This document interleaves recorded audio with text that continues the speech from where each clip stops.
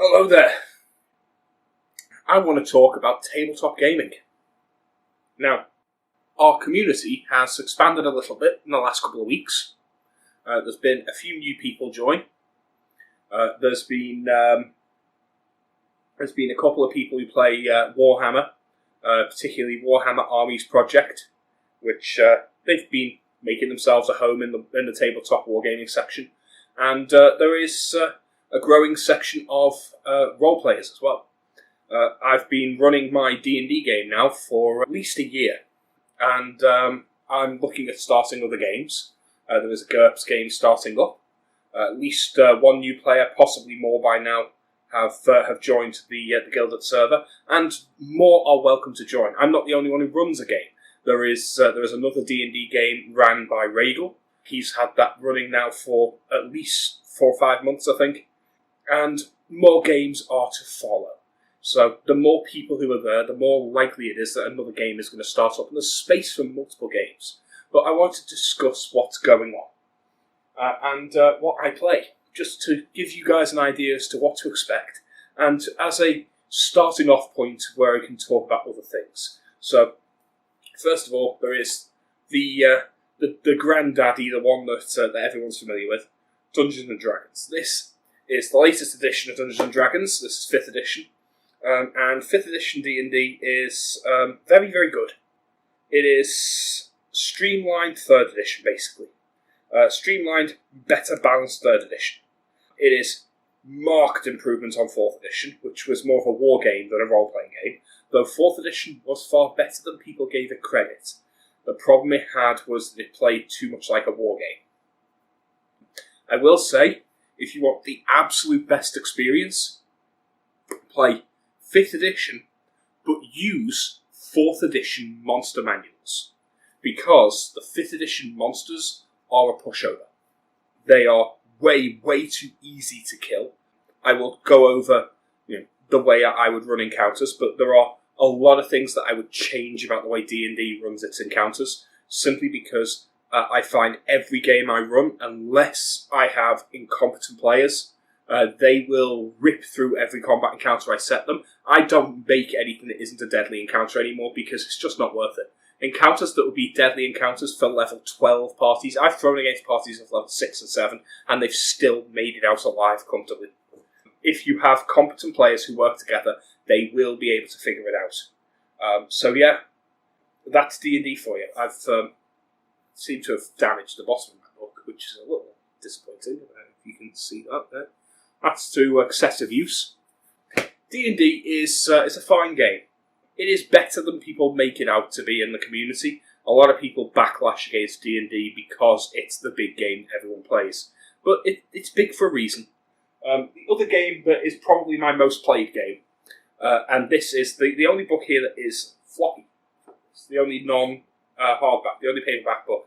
I do have a hardback version of 5th edition of this game. I think it's 5th edition or it's 4th edition, I don't know. And I went back because this is Shadowrun. Shadowrun is the preeminent cyberpunk game. This is better than Cyberpunk 2020. I've played both. Cyberpunk 2020 is not as fun as this. This is a fantasy cyberpunk. This is 3rd edition. And yes, its tagline is, as you can see, where man meets magic and machine. And yes, there is magic in this game.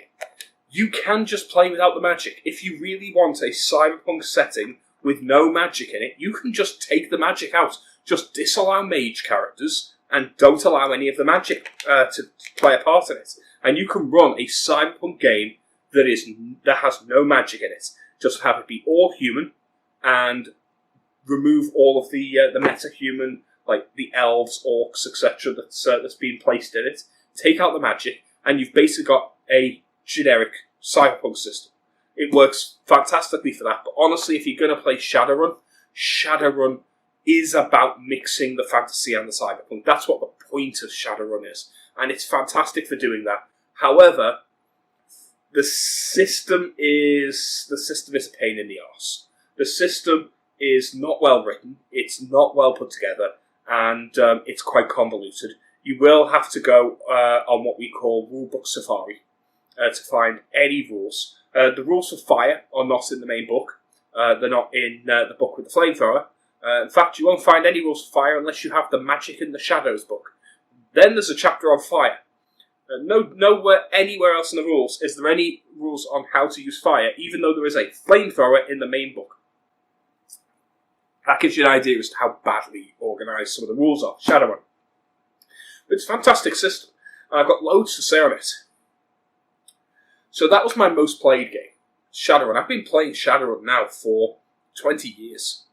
And some of my longest running campaigns, both as a player and as a GM, have been Shadowrun. So I've got a lot to say there. Probably my favourite system for a long time, and the system that I have played the most in the last 5 years, would be World of Darkness.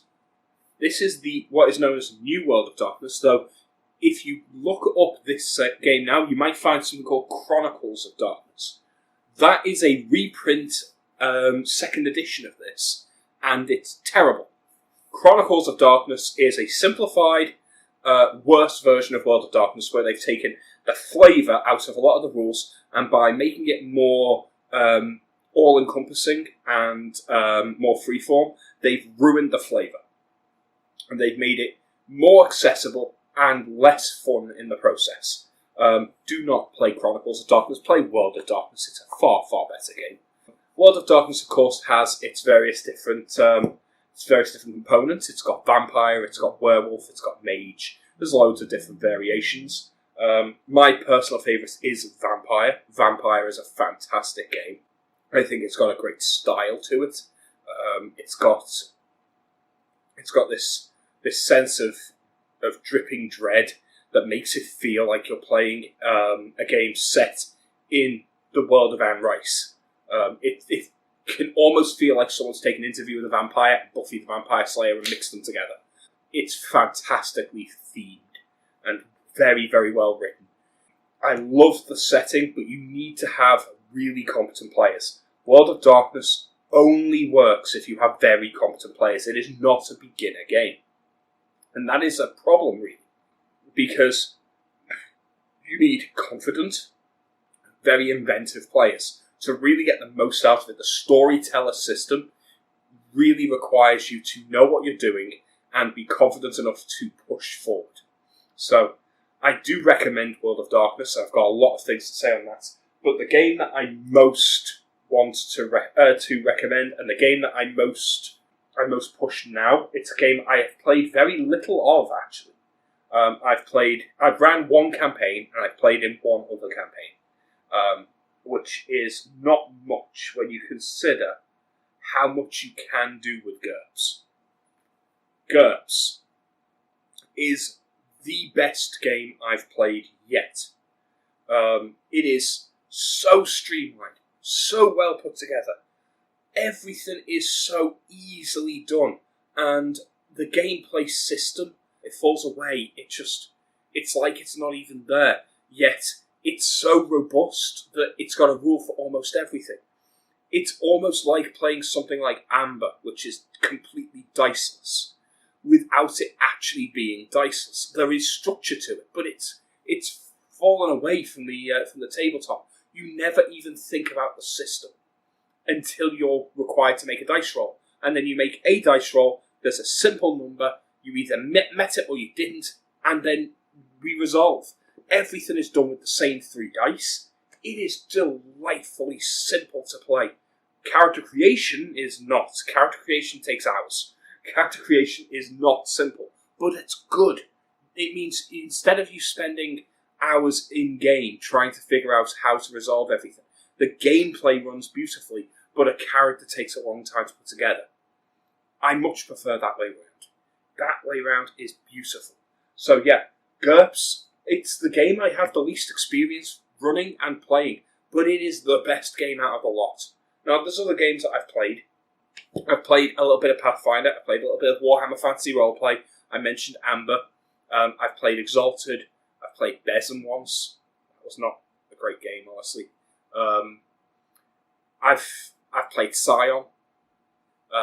Scion is basically superhero World of Darkness, based on the Greek gods and various other god groups as well, like various other pantheons.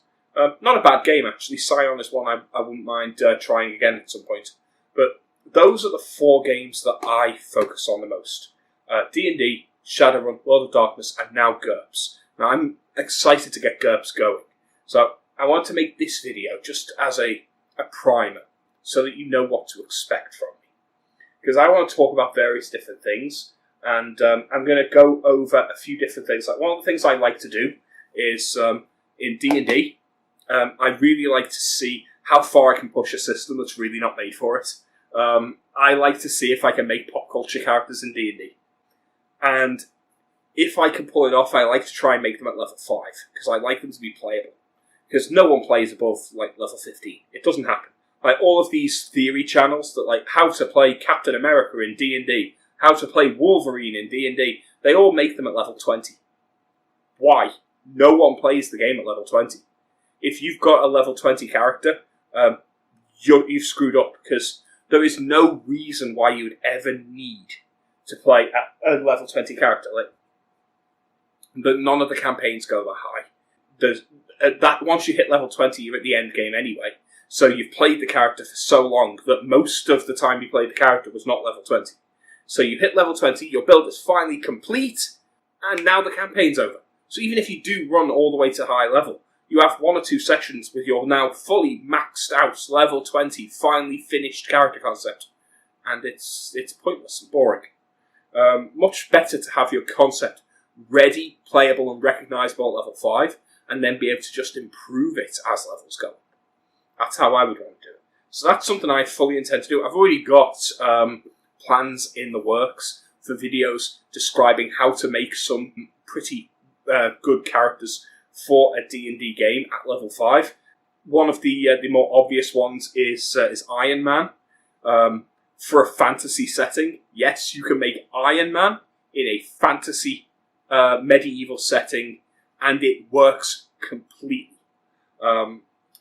So that's one of the ones that I've got. I want to go through like some of the Marvel characters. You can make a Jedi.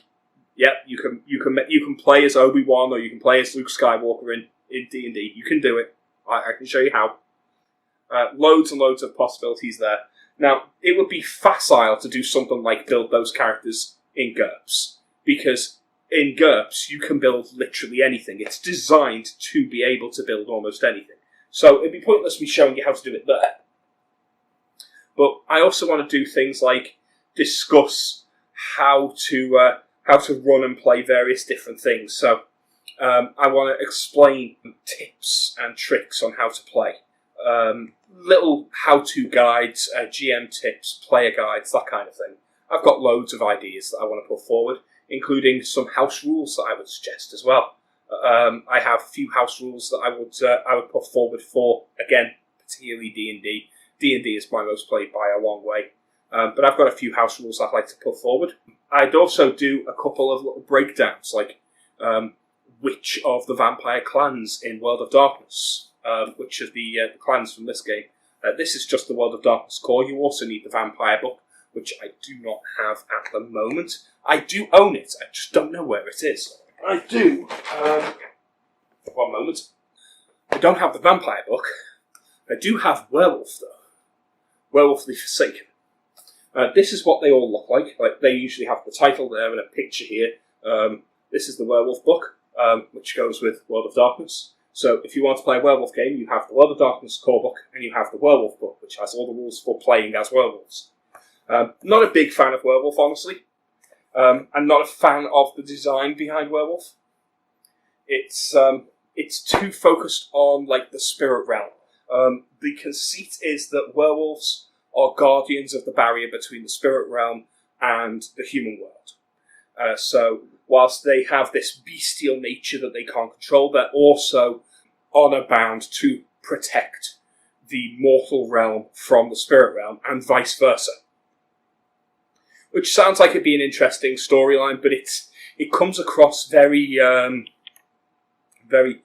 well, I suppose that's the aim. It comes across very tribal, very spiritualist. It almost feels like someone has made a vaguely Native American setting without actually knowing anything about Native Americans, if that makes sense. That's how it feels. That's how it comes across to me, and it always felt uncomfortable. That said, done well. Actually, I could see it being quite fun. I've never really got a chance to play a proper werewolf game, so maybe it would be more fun than I've given it credit. The vampire game, I feel, is a bit more interesting. There's a lot of Machiavellian elements that you can play with there. So that's what I tend to gravitate towards. But yeah, those are the games that I've played. I've got a couple of story times I'd like to go through, like some of my favourite stories. I've got one story for Shadowrun that I've told many times before, of the total party kill that happened before they even got in the building, and they killed each other. So that would be fun. You know what? I'll tell that story now, because I think that one's a fun one. So what happened? Right, this is a Shadowrun game. Is they were hired to sneak into a building. Like, I'll give you a bit more background. Shadowrun is a cyberpunk game where you play as criminals.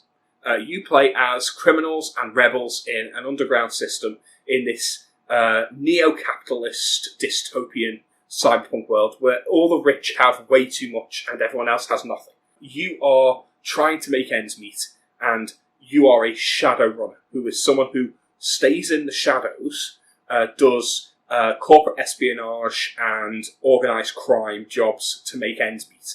And the reason you're called a Shadowrunner is because that is the term for someone who does these jobs but is a deniable asset. So you work for the corporations that are stealing everyone's wealth because they're the only ones hiring. You can also work for some underground crime scenes, but you tend to be working for one corporation trying to stab the other corporation in the back. And the idea is that they hire you to do some corporate espionage. You get paid a pittance, but it's more than you can get paid doing anything else. And that's how you stay above the breadline, as it were. And you end up spending most of that money on weapons and armour and augmentations and various other things to keep yourself at the bleeding edge of being capable. But at the same time, you're barely covering the costs of a shitty little flat, a shitty little one-room apartment, enough food to just about keep you going, that kind of thing, because you need to pour all your money into a high-end computer so you can be the best hacker, or some of the best neural implants so that you have the best reaction time so you'll win in the gunfight, that kind of thing. It's cyberpunk. It's quintessential cyberpunk. So, in this job, they were hired by a corporate Johnson. Now, all of the corporate guys are always called Mr. Johnson because they're hiding their identity. So they're hired by Mr. Johnson, and their job is to sneak into a building, particularly a natural gas line that was built off the coast of Seattle. And now they're having to get into one of their docking facilities. Now this is one of those gas plants that refined liquid natural gas and turns it into a fuel that can be used. That compresses it down and then it bottles it. So they are. They've got to get into this building, and the plot was that they were hired by a company to go in there and put files onto a computer system to blackmail someone into showing that they were screwing up some kind of safety regulations, and then effectively report them to corporate. At the same time, they need to get in without causing any distress. They need to not hurt anyone. There will be security drones, but they need to make sure that whilst they can destroy some security, they can't leave any trace behind. So it's a standard espionage job. If they get caught by any guards, it's game over, that kind of thing. So they have someone called a Street Sammy. Now, Street Sammy is short for Street Samurai. It's part of the setting's lore, is that Japanese culture has become quite big, and a lot of like neural implants mean that people can move ridiculously fast. So there's this whole like Japanese katana ninja street warrior kind of culture that's built up. That's a mixture of combat biking, katana play, and enhanced reflexes. And they're known as street samis or street samurai. It's a big gang thing.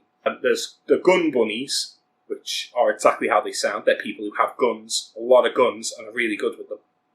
There's your combat mage, which is, again, someone who uses the magic of the system to be combat. There's riggers, who use robots and drones, and they also control vehicles that they personally drive. There are deckers, which are your computer hackers, and that's about it. There's also something known as the cyber zombie, which is not a playable thing, but depending on what you end up playing, you can see some people kind of get close to that as a player character. Cyber zombie is basically someone who's got so much cyberware that they are more machine than man. They are not playable characters. At least they bloody well shouldn't be. Though I've seen people get really fucking close. So in this game, we had the Decker, who was needed to hack the computers and plant the information. They had an Infiltrator, which is another role that is kind of a mix of your Street Sammy and your Gun Bunny with various different skills to breaking and entering. So they're your jack of all trades characters generally. But we had an Infiltrator, we had a Street Sammy, we had a Combat Mage, and we had a Decker.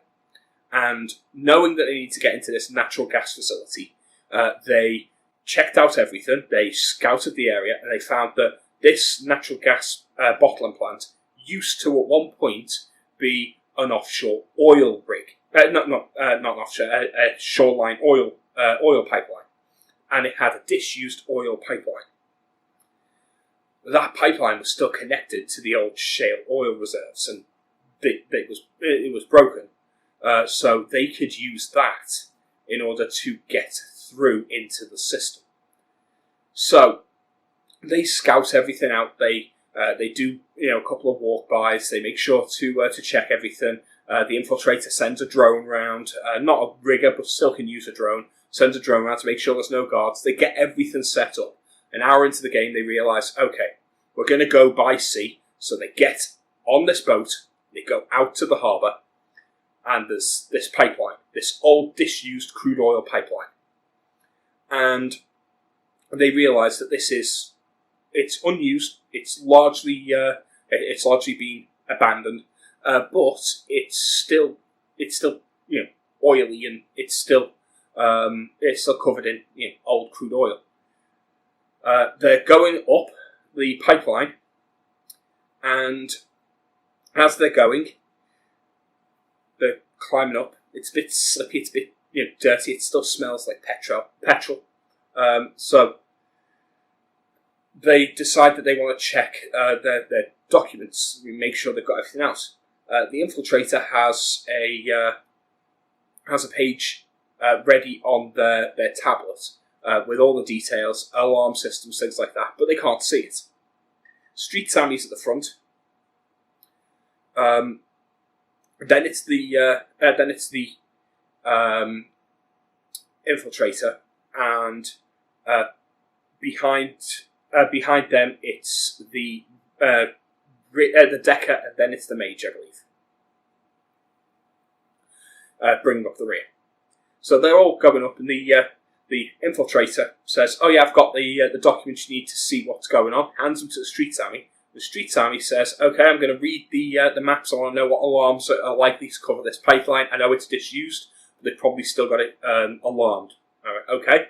How are you seeing it? You go, I'm going to use the torch I brought. I go, you didn't bring a torch. But I've got a torch on my character sheet. I said, yeah, but beforehand, when you were doing the drive-by and everything, and checking everything, you said you wanted to go in with as little equipment as possible, which is why you gave the rigger a wetsuit bag with his deck in and any equipment you wanted. And you all came in wearing just like that wetsuit armour, like that skin-tight wetsuit armour. That's all you've got, because you specifically said that's all you were bringing. So you don't have a torch on you, and you're inside a pipe. It's pitch black. He goes, shit. Can I not read it at all?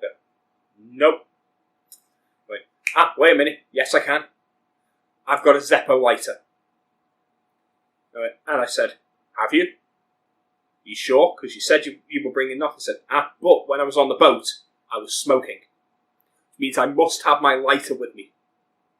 Because I haven't left it behind anywhere, so I must have the lighter like under the lining of my my wetsuit. Because I was smoking before, so I've got cigarettes and a lighter on me. Okay, I'll allow that. But it's going to be underneath the wetsuit. You're going to have to roll up the glove. She says, okay, I roll up the glove. Okay, right, okay. You roll up the glove and you manage to get the lighter out, but it's slick. Like, this pipe's unused, but it's still, you're on the inside of an old crude oil pipe, so it's still covered in all of these oils, and they're breaking down. Everything's very slippy. So you get the lighter out, and you can flip it open. You kind of scratch at it.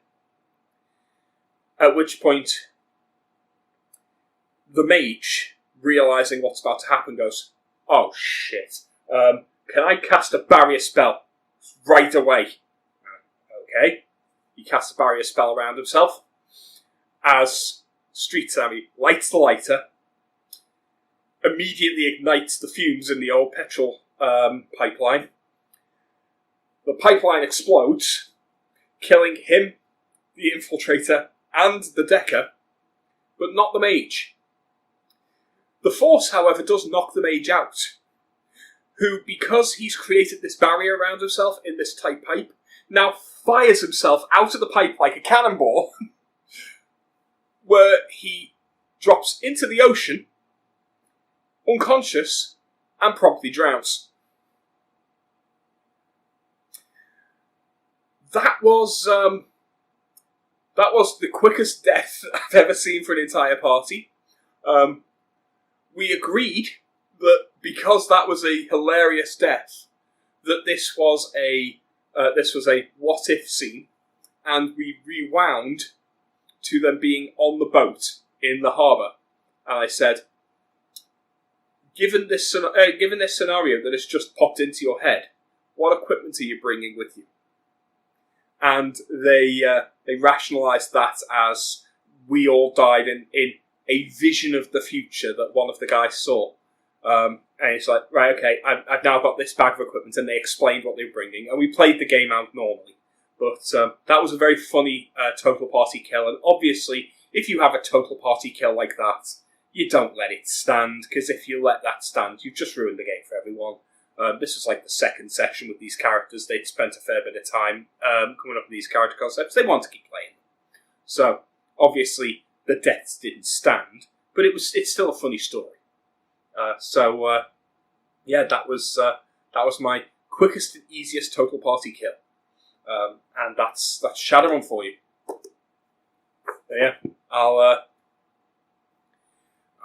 talk to you guys about these games some other time. Hopefully this is entertaining. I like talking about this stuff. So I'll see you next time. Bye.